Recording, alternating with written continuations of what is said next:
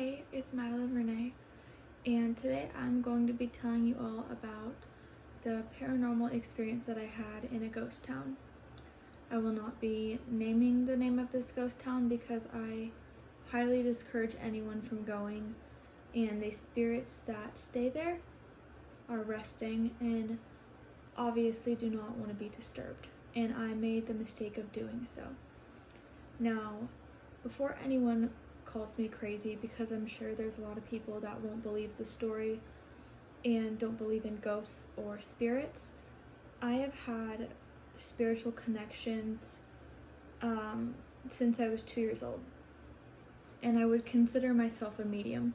I'm able to connect with the other side, and the story I'm going to tell is probably one of the strongest energies I've ever come in contact with, and one of the scariest. And I recorded this video earlier and it just didn't feel genuine. It felt scripted, and I just want to tell this full story front to back, what happened that day. And to start off, I wanted to give some history about this ghost town. It was abandoned in the 70s, and it was fully abandoned as a town by the 90s, and little to no people have visited back since. Basically what happened was they had railways that were sending the supplies to help the town flourish. However, the railroad tracks were torn up, and they were able to access any supplies. So basically the town was like in their flop era and they couldn't thrive anymore. Not to mention it's in the middle of nowhere, so there's not access to much. Even to this day, there's no service, there's nowhere to use the restroom, there's nowhere to go.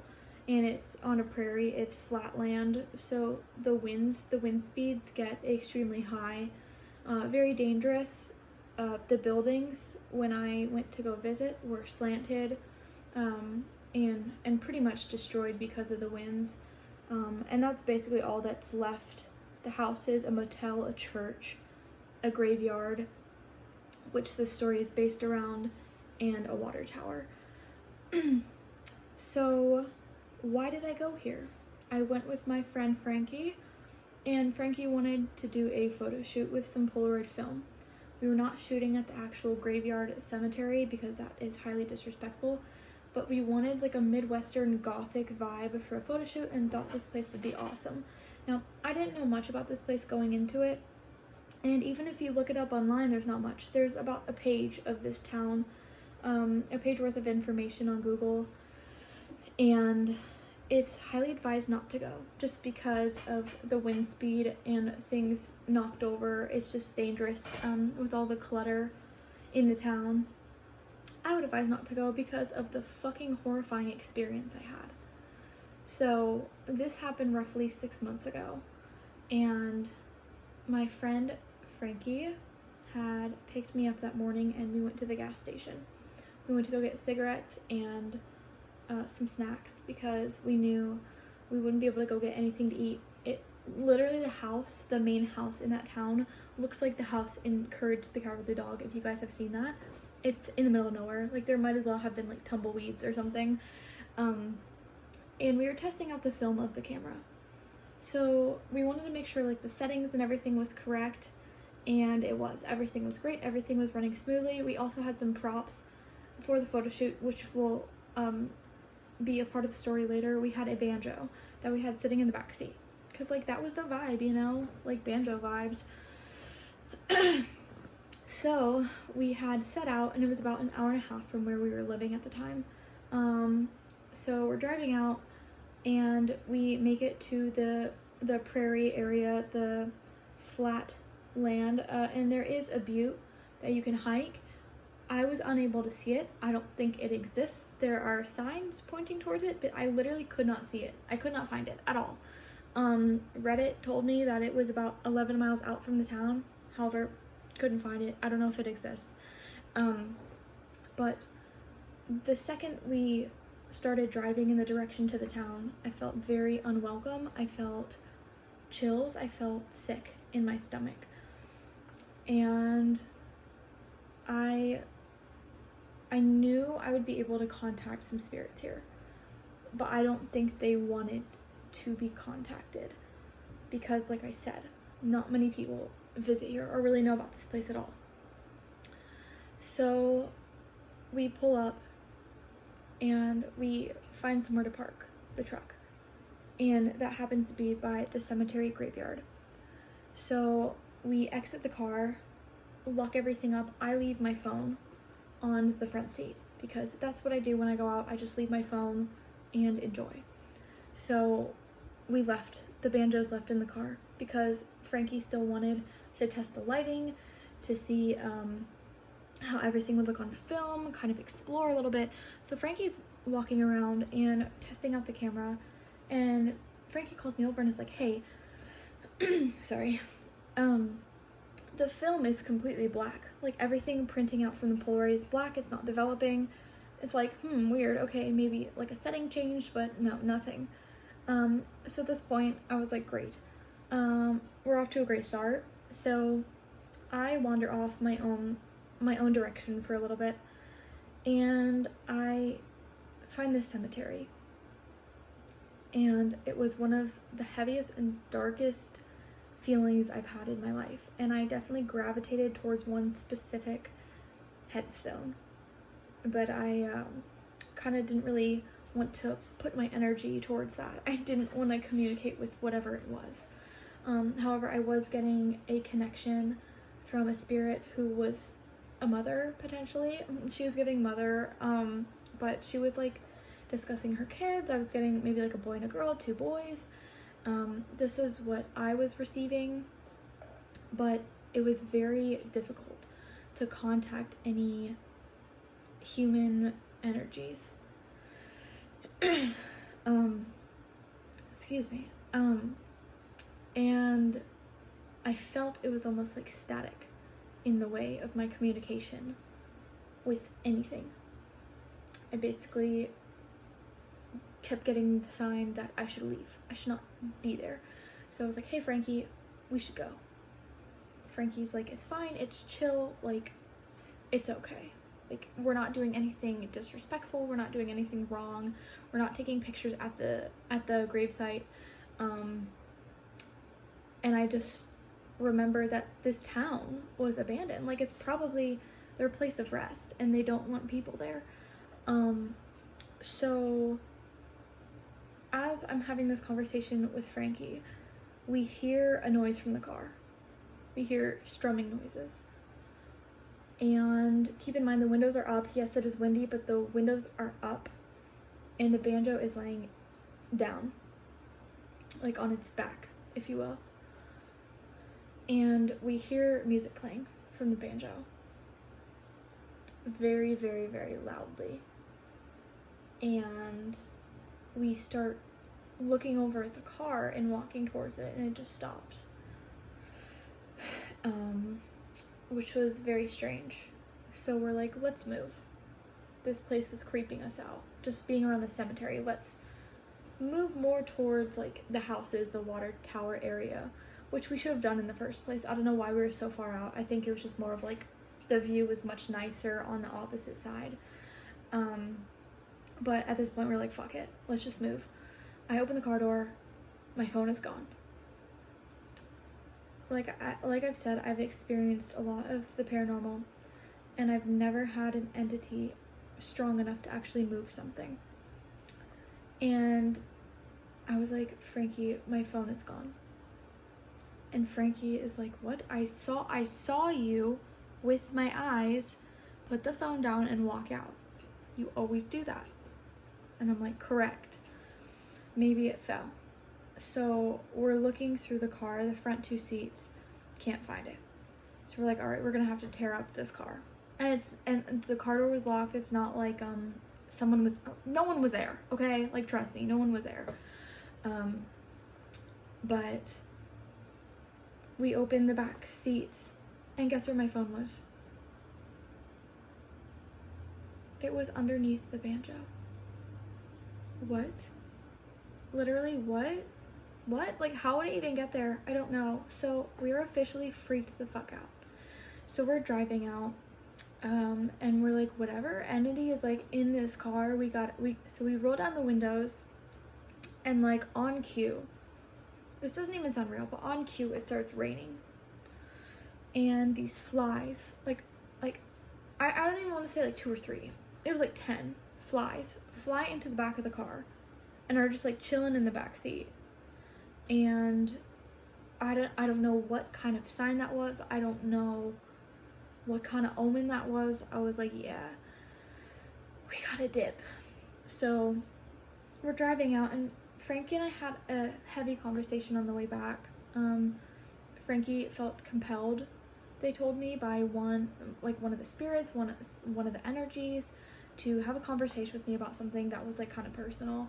So I won't get into that, but we both felt like very, very, very strongly like swayed to leave, basically, and we should have a lot earlier than we did. Yeah, I mean, the place overall was just creepy. Like, it would have given you bad vibes even if you weren't like very spiritually connected. But even just trying to communicate and just the constant like you're not welcome was just a sign in itself. And the music playing and my phone being completely gone sucked. And what I wanted to mention as well about the phone is, although there was no service, right? So this could be like a service issue. All of my contacts were erased completely, because as I was headed back to where our place of living was, when we were headed back on this road, I was like, I have to text someone. I have to send a voice memo to one of my like friends about this. And my contacts were completely erased. Like, it was like a black screen when I went to iMessage. Everything was gone. I wasn't able to access like any of my apps. Like, nothing was working at all. And again, it could be a connection thing, but very weird. And we rolled back into town, got something to eat at Sonic, and retested the camera. And guess what? The camera worked perfectly fine. Everything was fine, and we went to sleep that night. Kind of. I was woken up at 2-3 in the morning by my sink disposal going off. Extremely, extremely loud. But my sink disposal, like, I think anyone else, maybe people have buttons, but it's like a switch on the wall. And this switch had turned on, and I had to go turn it off in the middle of the night. So the next day I just felt very off, and I went over to my friend Caitlin's and I told her this story, and she just broke into tears. And she was like, whatever energy is with you is with you, and you need to like fix that.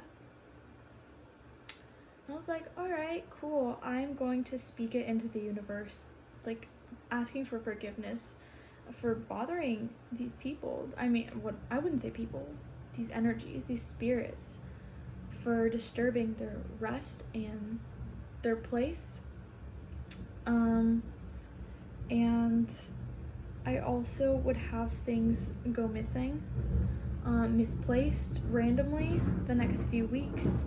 I did wear a rosary the day that I went to this ghost town.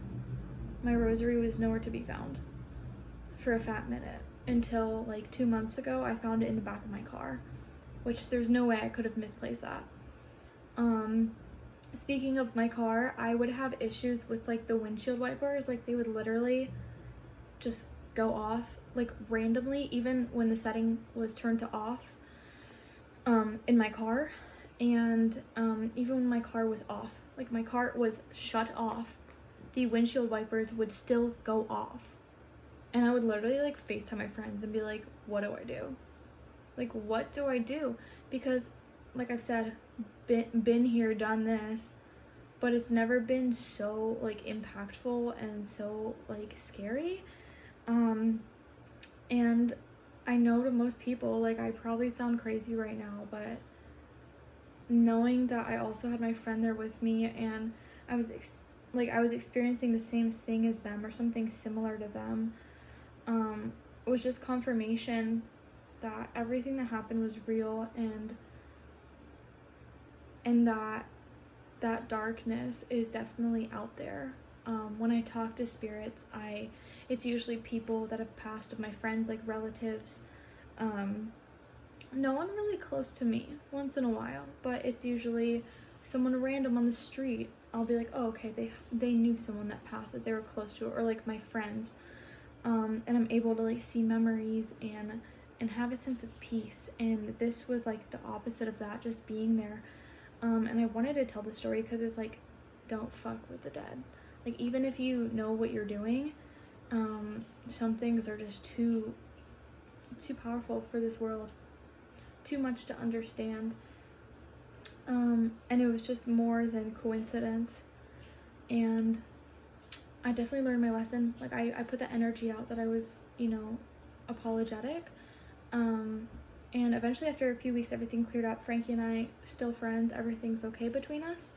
I did end up moving a few months later because of other stuff. But yeah, I will definitely never return. It really rattled me. And I wanted to note one more thing. I want to make sure I get as much detail as I could. That, number one, I was never able to explore the full place. I was never able to go inside the houses. I know that there was clothing left there, items of other people. This is what I found on Reddit when someone went to go explore. And entities cling on to those things. And when I was at the gravesite, there was like teddy bears and gifts tied with rope to these headstones. And I think that's what these entities were attached to. I don't think it was specifically the people that were buried there. I think it was just the overall energy within the town. And I just have never felt so unsafe, and I wouldn't recommend people to go anywhere alone, because I like to explore abandoned places. I like to explore haunted places. And sometimes I do that alone, but now I never would again, because who knows, like literally who knows. I got to connect with someone. I never like backtracked that. I never researched if this lady was true. I never researched the town until the other day. I didn't want to think about it. I didn't want to talk about it. And I think I'm just like finally coming to terms with it. And so I wanted to tell this story in full, with as much detail as I could give. I feel like it's just like you just had to be there kind of thing, which like I hope you're not, ever in that situation, but it's like it's just more of like a vibe thing. And yeah, I mean that's my paranormal experience in a ghost town. I would love to visit other ghost towns, like abandoned towns, sometime here in the near future. I mean, I just moved. I'd love to explore, but it definitely was like a warning sign and a learning lesson. And I hope you guys enjoyed my little story time. Let me know if you guys want more paranormal or like kind of horror themed stories that I've experienced, because there's a lot. So yeah, hope you enjoyed. Bye.